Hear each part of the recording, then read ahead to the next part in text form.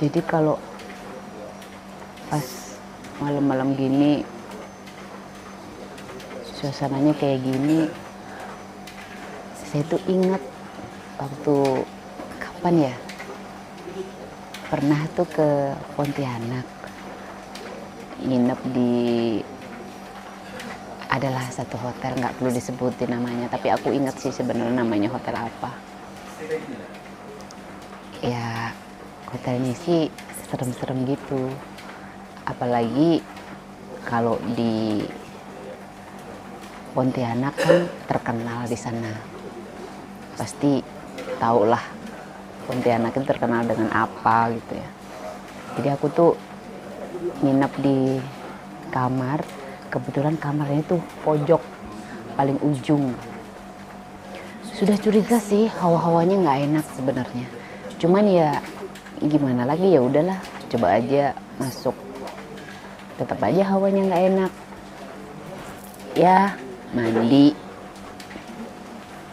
habis mandi ya baca-bacalah dikit, biasa lihat-lihat handphone. Kok rasanya makin ada nyesek-nyesek gimana gitu ya. Ternyata makin lama makin penuh, nyeseknya makin nyesek banget. Ternyata udah di sekitar tuh kedengeran ada yang ketawa, kelihatan yang aneh-aneh. Ya yang paling banyaknya yang perempuan cantik sih. Tapi ya katanya kalau di sana namanya nggak mau nyebutin ah. Jadi penuh, saya tuh merasa di satu kamar itu penuh banget, nggak cuma 10 kalau dihitung mah banyak. Sampai aku tuh cuman duduk, aduh gimana ya, nggak ada kursi sih. Duduknya begini doang di kamar tuh cuman duduk segitu udah dipenuhin, pada ikut duduk lah, pada berdiri di situ, ada yang di atas terbang segala macem.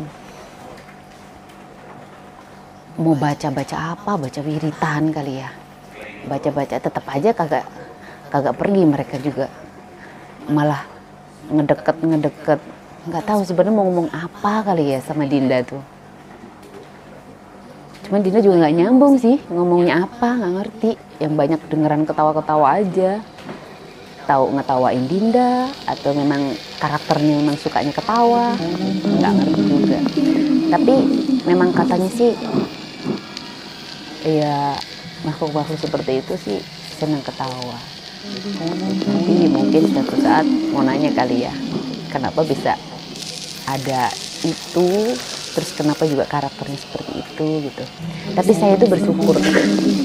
Jadi kalau melihat hal-hal seperti itu tidak menjadikan takut, dan saya pun tidak melihat itu serem.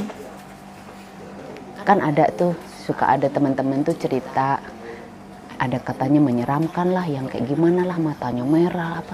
Tapi saya mah enggak, lihatnya cantik-cantik aja tetap. Mungkin karena agak menyombongkan diri boleh kali ya.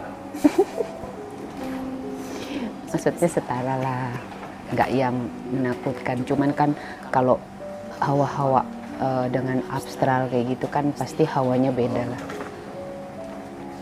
Jadi sebenarnya sih takut, ada rasa gimana.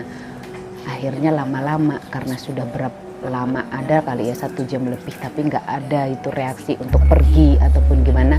Telepon lah ke reception minta ganti kamar, sampai 3 kali nggak dikasih. Udah gitu kesel juga kan, pas apa namanya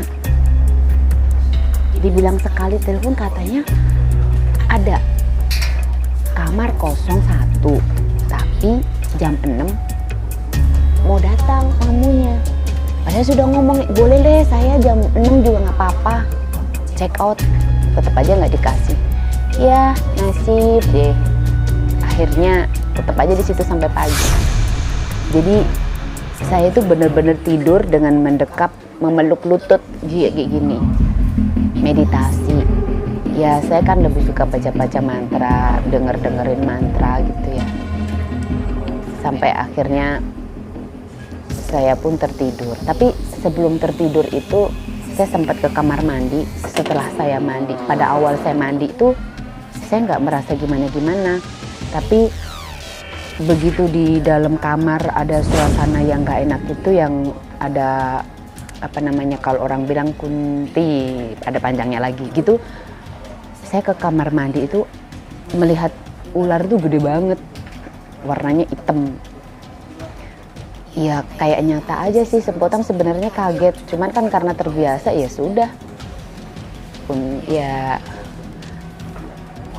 aku tetap di kamar mandi ya. Tujuan saya ke kamar mandi apa ya, tetap aja saya laku untuk ke kamar mandi. Sudah hanya selesai ya balik lagi ke tempat tidur.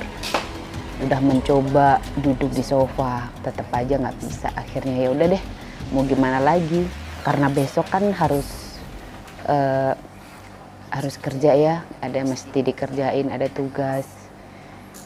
Jadi saya berusaha untuk tidur, walaupun sulit, paksain baca mantra, meditasi. Akhirnya bisa tidur dengan mendekap lututku bersandar di dinding tempat tidur. Cuman anehnya pada saat saya bangun, posisi tidur saya itu udah biasa kayak orang tidur, pakai bantal, pakai selimut. Nggak tahu mungkin apakah memang saya itu ambil selimut terus akhirnya saya tidur, atau saya pun diselimuti oleh yang ada di sekitar yang tadinya saya lihat, itu saya juga nggak tahu. Tapi yang membuat saya aneh, dari saya berangkat tidur memeluk lutut, saya terbangun dengan tidur yang normal, seperti layaknya orang tidur. Jadi memang bener ya kalau orang-orang cerita di Pontianak itu banyak makhluk-makhluk yang cantik gitu ya. Tapi nggak usah takut sih sebenarnya, kalau kita dimanapun berada ya mengucapkan salam aja. Kalau kita punya niat tulus, hanya di situ tidak mau gimana maksudnya gimana, ini nggak ada negatif thinking dan mau berbuat yang baik-baik, melakukan hal yang sesuai dengan hati lah.